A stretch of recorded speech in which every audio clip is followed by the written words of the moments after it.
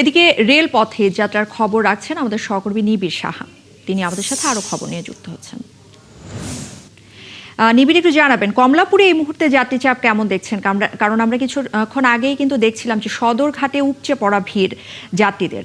সেক্ষেত্রে কি অবস্থা রেলপথের, এবং সান্তাহারে যে ট্রেন লাইনচ্যুতির কোনো প্রভাব পড়েছে কিনা এখন পর্যন্ত কমলাপুর রেল স্টেশনে? শিডিউল বিপর্যয়ের কোনো তথ্য আছে কিনা আপনার কাছে? আর সবশেষ যেটা জানতে চাচ্ছি যে ঈদ যাত্রা নির্বিঘ্ন করতে আসলে কি কি পদক্ষেপ নিয়েছে রেল কর্তৃপক্ষ?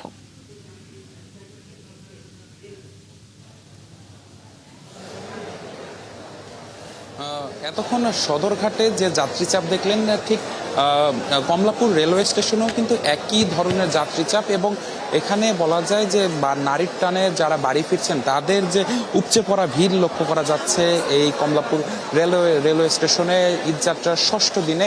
এবং সকাল থেকে সবগুলো ট্রেন যথা সময়ে এই কমলাপুর রেলওয়ে স্টেশন ছেড়ে গেছে, এবং কোনো ট্রেন কিন্তু আসলে শিডিউল বিপর্যয়ের বিষয় সেটি কিন্তু কোনো ট্রেনেই ছিল না। তবে বগুড়ার আদমদীঘিতে যে দুর্ঘটনাটি ঘটেছে, নীলসাগর এক্সপ্রেস ট্রেনে 9টি বগি লাইনচ্যুত হয়েছে, তার প্রভাব কিন্তু কমলাপুরে বলা যায় তেমন কিন্তু এখন পর্যন্ত পড়েনি। এবং রেলওয়ে কর্তৃপক্ষ কিন্তু কিছুক্ষণ আগে আমাদেরকে জানিয়েছেন যে সেই যেখানে দুর্ঘটনাটি ঘটেছে সেই দুর্ঘটনার কারণে শুধুমাত্র চিলাহাটি এবং পঞ্চগড় যে রুটটি রয়েছে সেই রুটটি বন্ধ রয়েছে। বাকি উত্তরাঞ্চলের যে বাকি রুটগুলো রয়েছে, রংপুর, কুড়িগ্রাম সহ অন্যান্য যে রুটগুলো রয়েছে সেগুলো কিন্তু স্বাভাবিক পর্যায়ে রয়েছে।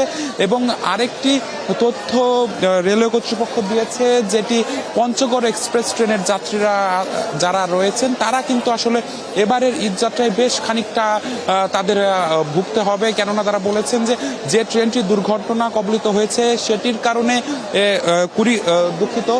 পঞ্চগড় এক্সপ্রেস ট্রেন সেটি কিন্তু কমপক্ষে 5 থেকে 6 ঘন্টা কিংবা তারও বেশি সময় দেরিতে ঢাকা পৌঁছাবে, যার কারণে রাত 11টায় সেই ট্রেনটির ঢাকা ছেড়ে যাওয়ার কথা থাকলেও কিন্তু আমরা দেখতে পাচ্ছি যে সেটি কিন্তু যেমনটি আমরা জানতে পেরেছি যে ভোর 4টা কিংবা 5টা কিংবা তার আগে কিন্তু সেই ট্রেনটি ঢাকা ছাড়তে পারবে না, যার কারণে কিন্তু বলাই যাচ্ছে যে এই একটি ট্রেনের যারা যাত্রীরা রয়েছেন, অর্থাৎ পঞ্চগড় এক্সপ্রেস ট্রেনের যারা যাত্রীরা রয়েছেন তারা কিন্তু আসলে এবারের ঈদযাত্রায় কিংবা আজকে যারা যাবেন তারা কিন্তু বেশ খানিকটা তাদের ভোগান্তি হবে।